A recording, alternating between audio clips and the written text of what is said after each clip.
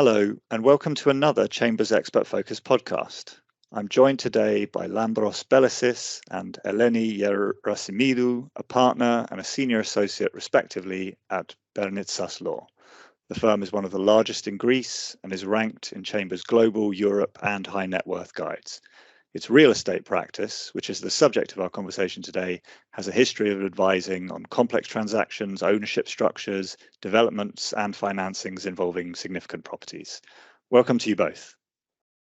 Thank you, Jonathan. Hello, Jonathan.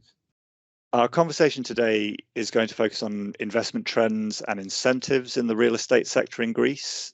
As a law firm that has several foreign clients that invest in real estate, have you seen a significant increase in the involvement in real estate investment deals over the last 2 to 3 years? Thank you. Yeah, the answer is definitely yes, Jonathan. In the last few years of developing economy, we have seen a significant increase in real estate investments and transactions, and this can be attributed basically to the following reasons or factors. First of all, it is the low real estate prices of real estate in Greece compared to other developed markets and the European mostly. The low prices can be attributed to a economic recession that we experienced in Greece that lasted more than 10 years. So this situation, along with the volatility in the Greek market, led to low prices, which on the other hand are a very good incentive for investors to come in. The second factor would be the improvement of the current legal framework and procedures associated with real estate transactions. Now we are moving very fast towards a less bureaucratic environment, and the recently processes are more turning to digital online databases, which facilitates the work that an investor have to do in purchasing real estate in Greece.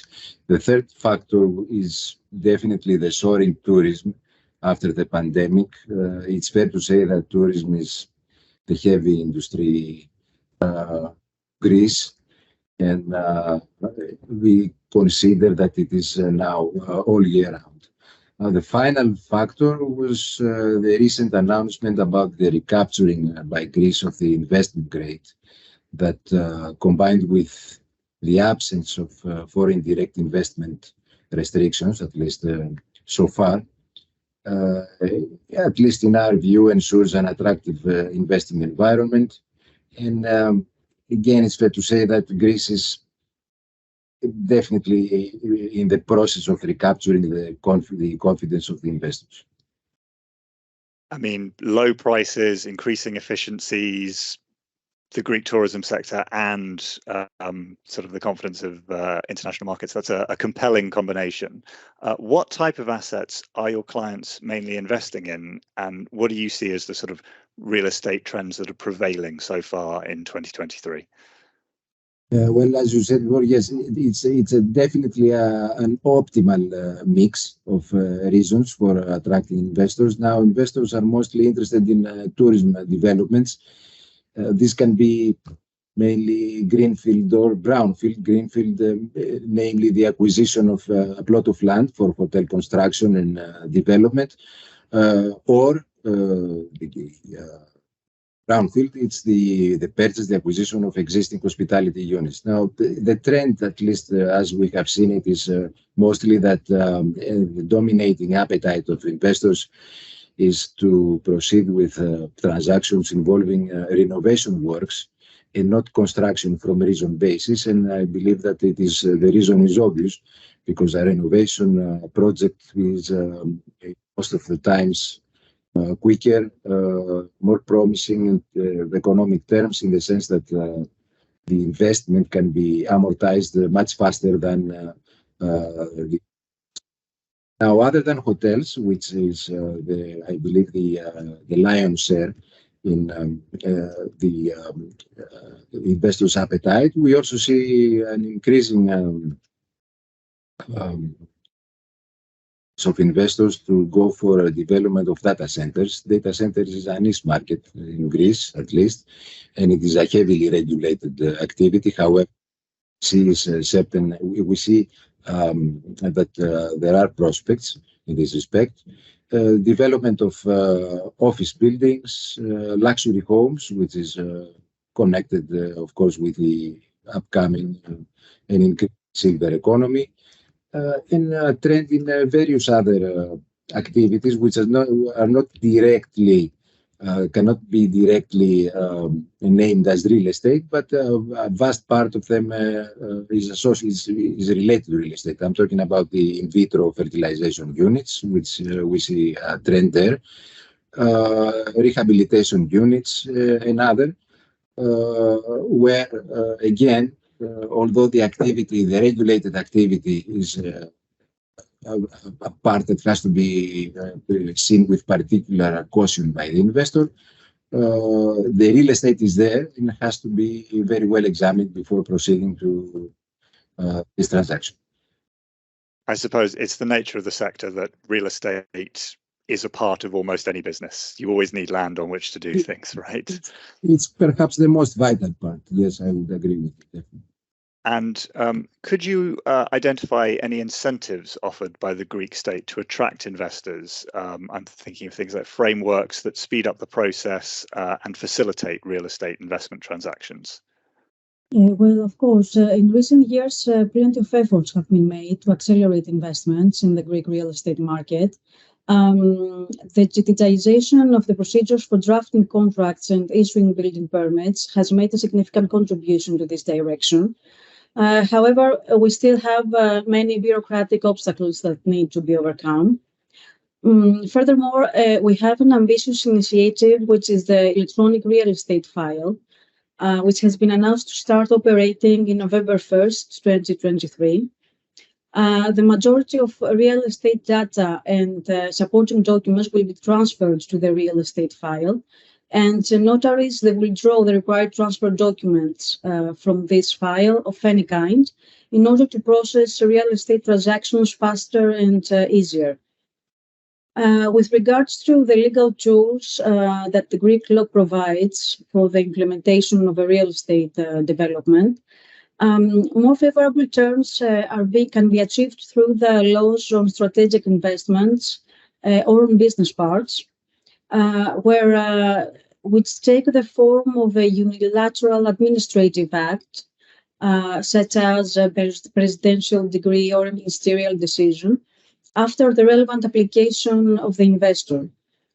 Well, here we are talking about a one-stop shop, as it has been framed, and it really facilitates the permitting procedures. Nevertheless, it has not been implemented in many cases, so we can't say that it provides full comfort to the investor, but it is a very good legal tool lately.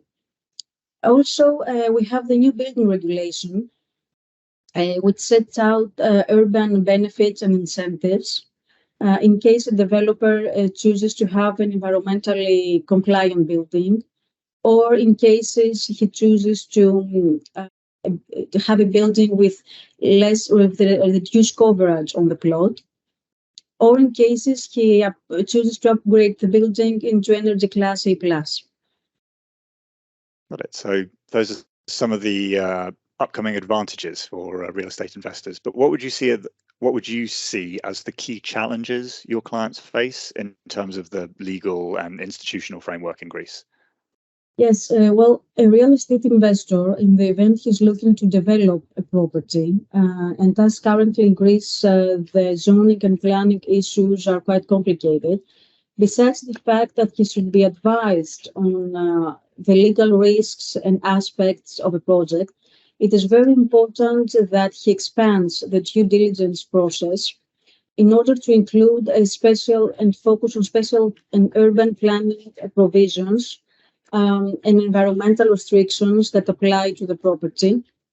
Here we're talking about archaeological sites or cultural heritages or any specific forest legislation. So permitting procedures can be sometimes challenging here in Greece.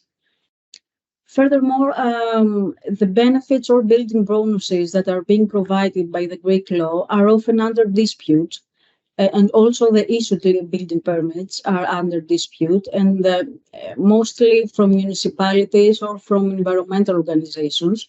So this calling into question of the application of the law and already issued building permits, in many cases, inevitably creates uncertainty to the market, affects the business plans of the investors, and in most cases, perhaps it will lead to a change of plan or to a delay to the completion of the transaction. Furthermore, we have the electronic issuance of building permits, which is, of course, a positive development. Well, nevertheless, the use of such tool requires a better response from the urban planning authorities, which is usually or understaffed or they are tasked with very complex real estate projects. Well, we believe that perhaps the affiliation of all services whose approvals are necessary for the issuance of building permits, such as the archaeological service or the forest office or other services, to a single electronic platform is necessary in order and will contribute, of course, to the faster issuance of permits. Got it. Thank you. Could you give some examples of major transactions that have shaped the market over the last couple of years? Yes, we can. Well, I will have to go a little bit back in time for this particular question. It seems that the most important transaction was that of the Astir Hotels, Astir Palace of Vouliagmeni Resort, that was acquired back in 2016, 2017 by AGC Equity Partners. That was a mix of acquisition and privatization because this was owned by the Hellenic Republic Asset Development Fund. And we advised in this particular transaction. So the reason that I'm quoting this is because this was a landmark transaction that paved the path from a strategic, at least, perspective in Greece. And it did not finish at that time because it has a series of follow-on transactions, the marina development, construction of luxury residential villas, etc. So having said that, yes, this was a significant opening, I believe, in the real estate market. For what concerns more recent examples that we can quote, we advised GIC in the acquisition of the San Nikos Group in the transaction value of in the area of 2.3 billion, and this was the largest pan-European transaction in the hotel industry since at least the pandemic outbreak. It's fair to say that this last one, that was 2022, it definitely gave a vote of confidence to investment prospects in Greek tourism industry. 2.3 billion is a significant figure. I take it that's euros, not dollars.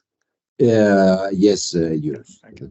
And finally, what do you see as the most important trends in terms of investment in the hospitality sector?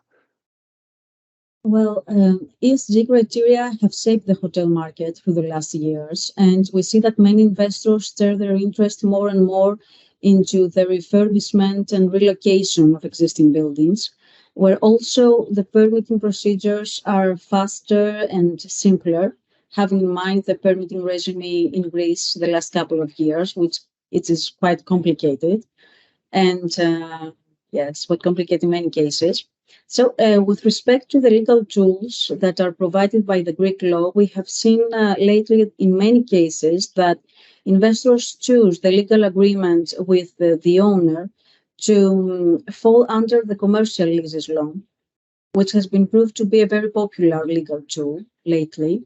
Well, this means that they choose, instead of entering into a procedure of full acquisition of the real estate asset, they usually agree to enter into a lease relationship, which is considered a legal tool that in many cases does not provide the same legal safety